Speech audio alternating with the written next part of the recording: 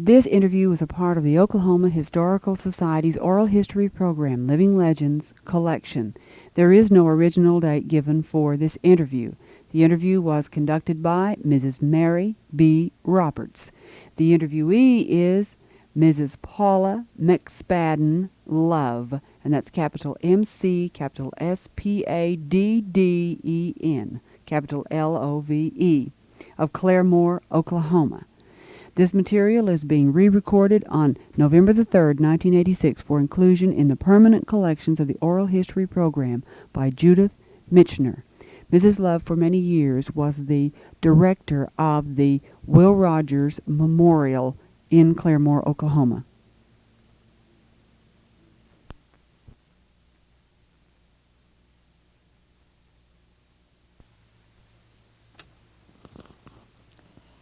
It's my pleasure to be interviewing Mrs. Paula Love.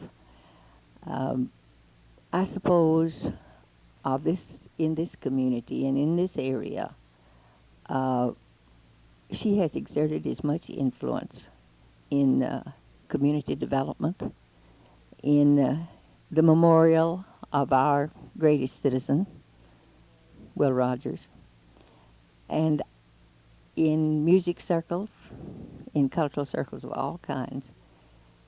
Her name will long be remembered. I'm going to let Paula introduce herself now. Well, thank you so much. I'm glad to tell what I can, although I feel that I have a rather limited field in this time, 1971. The memorial is now 32 years old.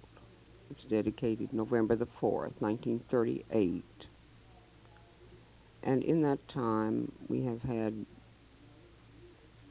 I can't think of the number, but we average over 600,000 visitors each year who come to the memorial. I might say that it is the greatest tribute to one man, one person. Will Rogers belonged to the people. He was not a political figure or a military figure. It was simply one of those. So Oklahoma built this beautiful memorial to him in 1938. And it's distinctive in many ways. First of all, it's universal in its appeal because it appeals to all kinds and classes of people, because Will Rogers was so well known in so many different circles. The land on which the memorial is built was given by Mrs. Rogers and the three children in 1938 when the state decided to erect the memorial here. 17.5 acres here. The exhibits in the memorial all belong to Will Rogers, who were placed here by Mrs. Rogers and the children, and other exhibits that are tributes to him, which are very impressive, such as the dioramas and some of the memorial plaques that have been given by organizations in which he belonged. And then just recently, we have gotten up a very interesting plaque. We have the commemorative coin medal. Will Rogers was selected to appear on that. I believe that was gotten out in 1967 or maybe 68. And we received one of the three solid platinum medals. The first one went to the Will Rogers Memorial, or came to the Will Rogers Memorial, and the second to the Smithsonian Institute in Washington, D.C., and the third was kept for the display that the National Commemorative Society has. And then we also have an exhibit from the Franklin Mint. They made one of Will Rogers in their display of 12 of the most outstanding Americans. And we have all 12 medals. And of course, Will Rogers is one of them. And the other coins that I might say are made of, I suppose, some kind of alloy or silver. Anyway, they're not platinum, as I'm very, very proud of the platinum. Then we have the two baccarat paperweights. One is an overlay. There were only 300 made, so this is a collector's item. And then the one of Will Rogers, which is really very beautiful. That was, they were also made in 1967. Those we've just gotten up in the last few days, and we're very proud of them. It goes in the case in the North Gallery with the beautiful silver service that the cast of the Ziegfeld Follies gave Will Rogers in 1923.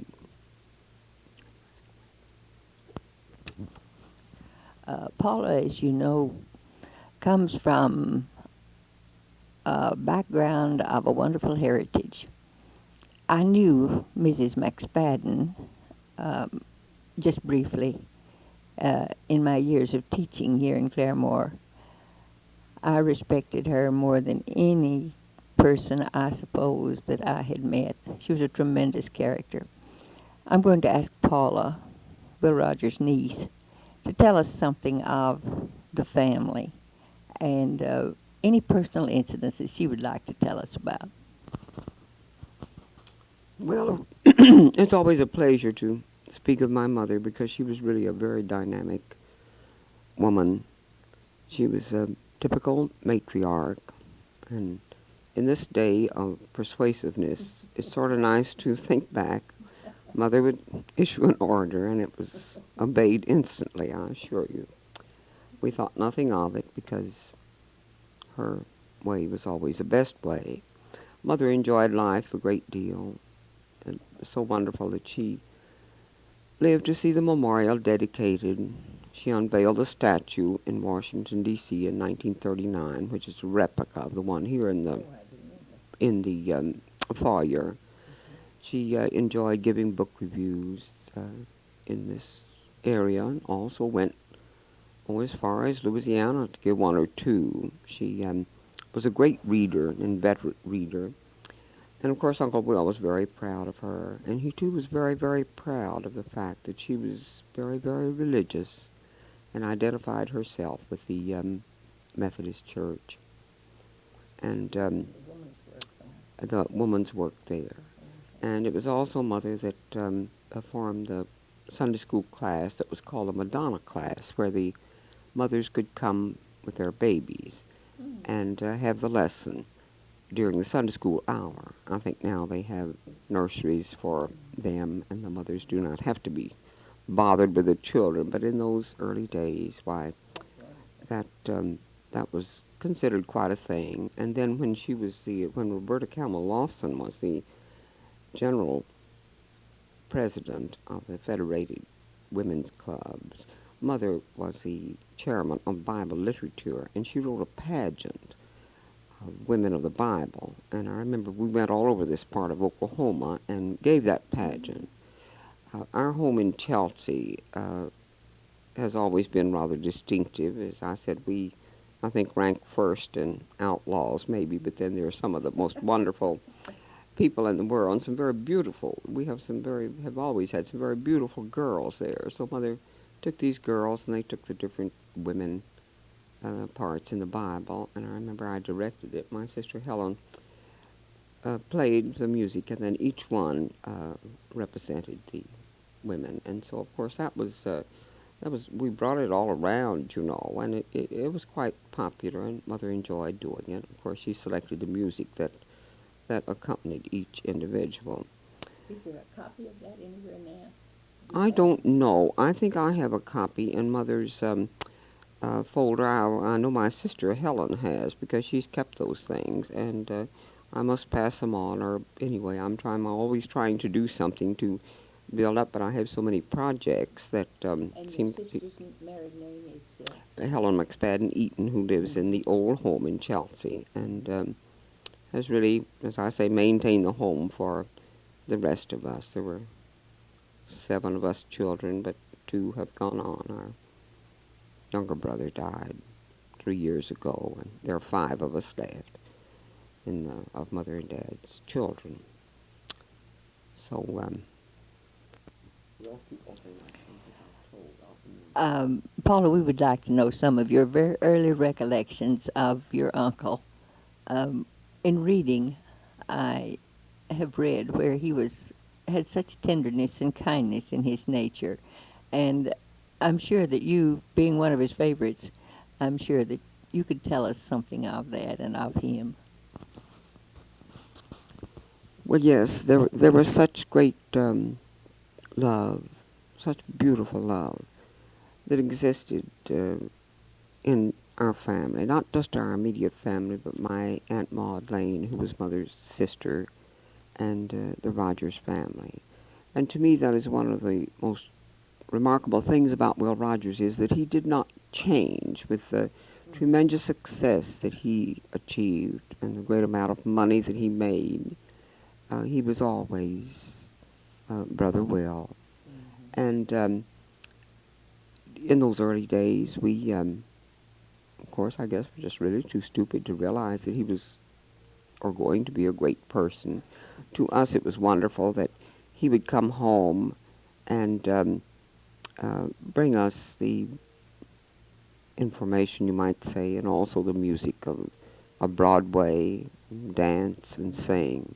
And we also loved our Aunt Betty, Mrs. Rogers. Just she was one of the most charming, most vibrant, delightful people I've ever known in my life. And I have reason to be so very, very deeply indebted to both of them because they were so wonderful to me.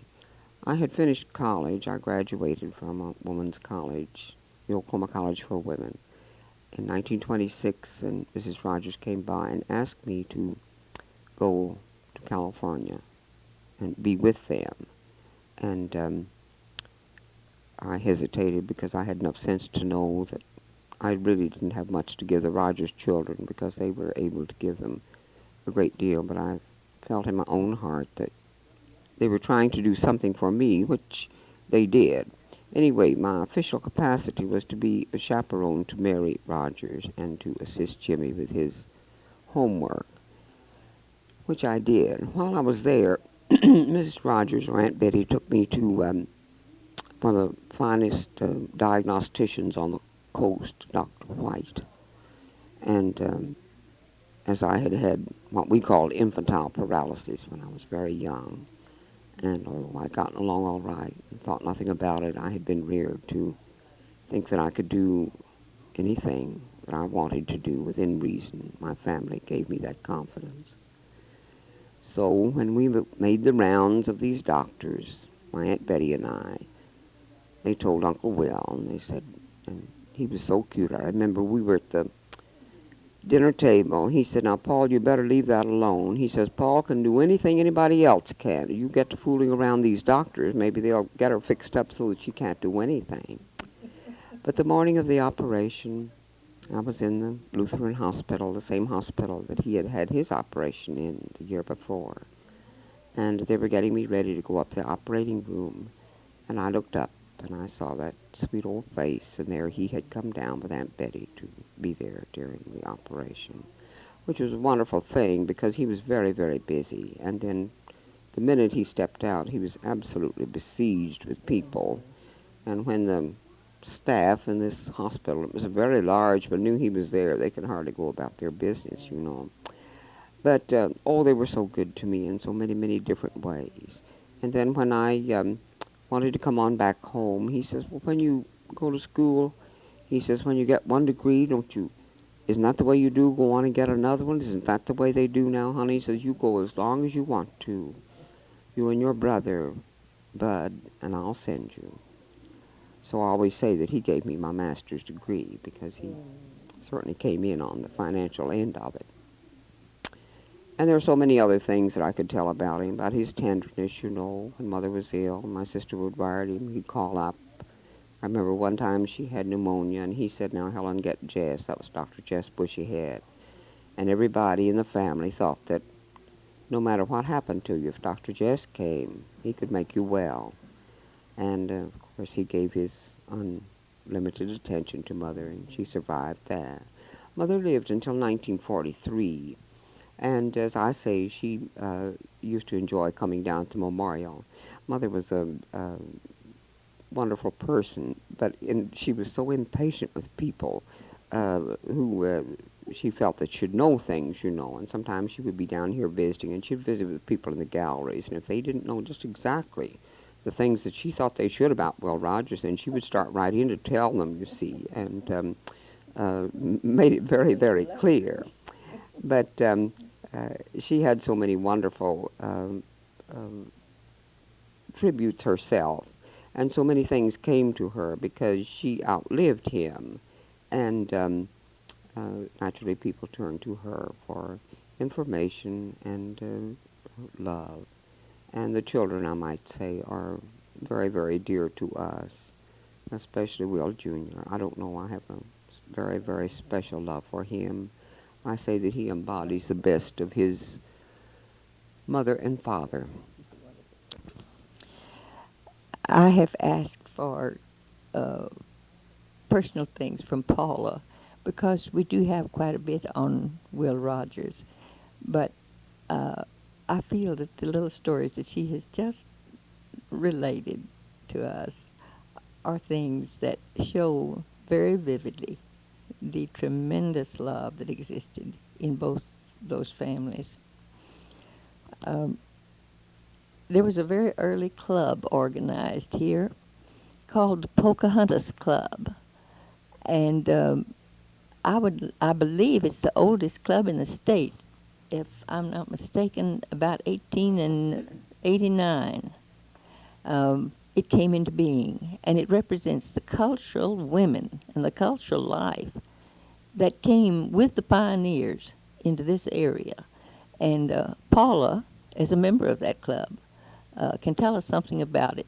There are also some very valuable tapes made by that club that we would like to know something about. Paula? The Pocahontas Club had a very, very interesting membership, especially when I came to Claremore, because so many of the charter members were still living. There's only one living member now, and that is Gazelle Scrap Lane, who has a wonderful memory, and I'm hoping that we can get a tape of her. She hasn't been well, but there's nothing wrong with her mind, and she suffered a little sick spell not too long ago. But anyway, the Pocahontas Club was formed as really a social club. It was called the Pocahontas Pastime Club. It was formed at the home of her father, Dr. A.J. Lane. And of course, all of these people were Indians. You had to have you had to be of Indian extraction, but that was no problem in this part of the country because everybody in this was Indian territory. And as I was trying to tell someone over the telephone, I said the ones that weren't Indian had no business here anyway, because I said this really belonged to us, you see. We didn't make the run. Our land was here. And so there's a great big distinction between the people who ran for their land. Ours was supposedly our own. And many of us have our same allotments that we were allotted. But anyway, this club was formed to really have a good time because the girls of this Owela district were all very closely associated with each other. So I believe it was formed in June, and then about August, Will Rogers and some of his friends said, well, why can't we belong to the club too? Said, we like to go to parties and have dances and swimming parties, so they took them in as honorary members. So that is a reason that Were those the square dancing days? yes, well, they had the cakewalk a lot, you know. As I understand it, I've talked to several of those people, and oh my, they were great dancers. And Will Rogers and Vic Foreman, who was Mrs. Kennedy, and oh, she was a lovely, charming, beautiful person in every way. One year they won the prize for doing the best cakewalk. It was a gingerbread cake, you see. But, oh yes, and they had swimming parties and watermelon parties, and they'd have stomp dances. And little Charlie McClellan, who was a very good friend of Will Rogers, and he used to study those native Indian dances, and so they would all try and act them out. So then as the years went on, they sometimes they would reorganize. I got a lot of information from the files of the old Claremore Progress. And they'd say the Pocahontas Club will reorganize for the summer, and then they'd reorganize later on. So many of those young people went to school to the Cherokee Seminary, and some of them went up to Missouri to school, and oh, quite a number in those early days went to Willie Haltzel, where Will Rogers himself and Scrap Lane went there, and a number of others. But anyway, they would really organize again when summer came along. And then they began later on to do more for Indian welfare because there was so much to be done over in the northeastern part of Oklahoma or over near Tahlequah. And so at present they have a very fine welfare program that they work very effectively with. We would like to know something about these tapes that have been made on the Pocahontas Club, and we would also like to know if there are any records or histories or anything that you know of, that minutes maybe, that have been kept on that. Yes, there are quite a few, and I'm sure there are more that we can get on that. In fact, we ought to have more, and when we do something like this, makes me realize it must be done. About 3 years ago, Maud DePriest, who has been a very effective member in the Pocahontas Club, she was a ward for those who were interested in our Indian genealogy, and she took the responsibility, and I helped her with making tapes of certain members of the Pocahontas Club. And we have 16 tapes, and I keep them here in the vault room of the Will Rogers Memorial. I simply do that because I've never lent them to anybody, but I do that because the vault room is locked every night, and they're safe. We have a humidifier in there, and of course I keep them right in a separate box, understand, from the Will Rogers tapes, because we have about 100 tapes on Will Rogers and many about him. And so that some of them are a little bit later, but they're quite interesting. We got some of the girls to tell about their life at the Cherokee Female Seminary, and they have some very interesting ones about that. And then I think there's some on the early post offices that Cherry Alton did. I'm not quite sure of her subject, and Graham did some. And then I had gotten a tape. We took it from, I think, Ken Miller in those early days. They went around to make tapes of people who knew Will Rogers, which they called biography and sound. And it just happened that Susan McClellan, who was Mrs. Sam Ware of Springfield, and one of the most beautiful and charming Cherokee women I've ever known, happened to come by to see me because she never passed the memorial without coming in. She had relatives here. So she brought me a box of clippings, and I said, "Oh, Susan, Ken Miller is making a tape, and I want you to tell of your recollections," because her father and my grandfather, C.V. Rogers, were in cattle business together, and they all had great herds of cattle out there on the open range and were very good friends. And she made one of the sweetest, one of the most beautiful tapes that I have ever had. So we took that down. My husband and I copied that, and we have that for the Pocahontas Club. And I'm so glad because she's passed on. And then I have one of Victoria Foreman, who was a cousin to Susan Ware.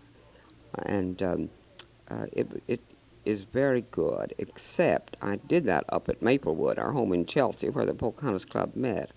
And the members were talking so much that we have all of this confusion, in the background, which makes it very bad. But she had some wonderful recollections of Will Rogers. And on the 4th of November, the Pocahontas Club always come and lay a wreath. And they love to do it because that's always the scene that the TV picks up, you see. And each of them get to be on TV, so it isn't hard to get them to do that. And we have a tea, but it's a sweet thing for them to do because they like to remember that he was one of their first members, and they really have made something out of it. So, Margaret Priest off to... I believe that there are some records by Maud DePriest, and I would like to ask would it be possible to, for the sake of oral history in our country, and particularly of the Claremore institution and this very early club, would it be possible to get a reproduction of one or two of your better records of the Pocahontas Club?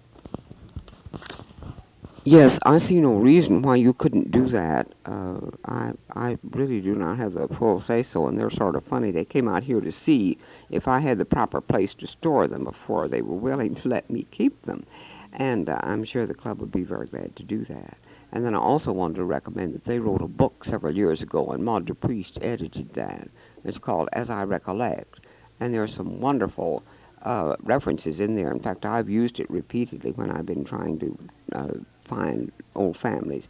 Each member had to write the history of her own family, and it is almost a collector's item now. The last time I saw any book for sale was at Hinkle's, and I believe it was $12.50 when you could buy them, and they're almost out. Of course, there weren't very many printed, but I don't know whether it would be or not. It ought to be. We have two or three. We got the first copy for the Memorial Library. In fact, we have a wonderful library here that I haven't been able to talk about, but there's just so much to tell that I can't tell it all on one tape. Yeah, we're going to have a second session, I think, on this because Paula's memories are so rich. Um, I'd like very much to see if we could trace a copy of that book, and because in getting lists of research and people who send in for things, all those things are so invaluable. You see, our history so many times on TV and even in written history is so distorted because they know so little about it. The historians do. And unless we can furnish this material that will help to correct that and will help to get us as we really are and were, I feel like that they're doing the best they can. But all of these things will help tremendously. For instance, the cultural life of this early area is you seldom ever see that on TV or in print or anywhere. We're always depicted as some very uncouth civilization and so on. And I think that for instance, the story of this club of pioneer women organizing into this club, I think that proves that the group that came and that formed this country out here, I feel like that proves that this cultural life began with the beginning here. And for that reason, as mothers and as on down through the generations, I feel that that has identified this section of the country. Uh, I'm so glad that we can have those tapes because that's going to be such a rich addition to the tape library that we have at the Historical Society of the State. Uh, Paula, we have just a little bit more here. Suppose we go back now to the memorial as it is now and tell us something about the organization that you have here. I know it's wonderful, having been through it several times. I realize that the organization and the upkeep of it and all of that must be a very demanding thing on you. And yet, you handle all these details and everything with the uh, experience of a businesswoman and of a person, let's say, 30 years old. My work now, in the summer, I better say the winter time of my life, it really consists mostly of working with researchers. We have so many people who come to us for material, and we have one of the rarest collections of Will Rogers information to be found. We have the original manuscripts of Will Rogers. They were sent to us by the Rogers family. And we have collected many other things. We've had a few people give us some things. But the real value is that we have his own manuscripts. And I haven't even made it all, but I know that we have, I dare say, over 2,000 manuscripts. Some of these are just notes that he used in the follies. Some are his vaudeville notes. And we have had several theses written on Will Rogers, and I believe about 5 dissertations. And most of the people have done their research right here in the Will Rogers Memorial. Then we have writers, newspaper writers. We have people who are writing a book, and we send material all over the country. And so my work there is very, very full. Uh, we don't say too much about our library because we haven't space to permit people to study. We only have a little library here and then the vault room. So sometimes we're just almost sitting on each other when each one's trying to do something. A woman was out here one day reading some microfilm, and another one was studying some old records, and we had 2 typewriters going, and it was just almost impossible to think of so many people working in such a small space. But I feel with all of our colleges that that we shouldn't augment the library. They can come here and borrow things, and we do want to work out some plan so that this material will be taken care of and also be made available to people in the future years. Thank you so much, Paula. These few minutes that we've had, I'm sure, are going to be worth much in the history of Oklahoma, and I feel that it will help them to appreciate more the greatness of what Rogers County is furnishing and has furnished in the past to the cultural life, the educational life, and the activities in general of this area. Um, I understand that we're organizing a Rogers County um, Historical Society here. I think that's wonderful. Would you give us the date of your next meeting? And we hope, we hope to have some of our representatives back here if we can. Well, I have very little to do with that, but I know that those in charge are very interested in that, and I know that they will have very good cooperation.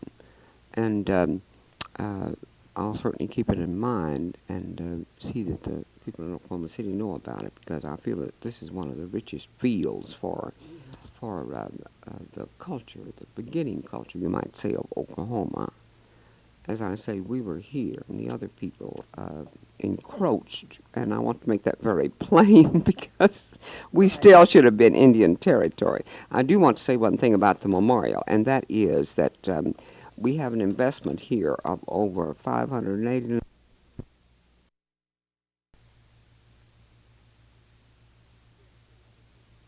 Because we still should have been Indian territory. I do want to say one thing about the memorial, and that is that we have an investment here of over $589,184.39, according to a recent audit, and that is what it is worth.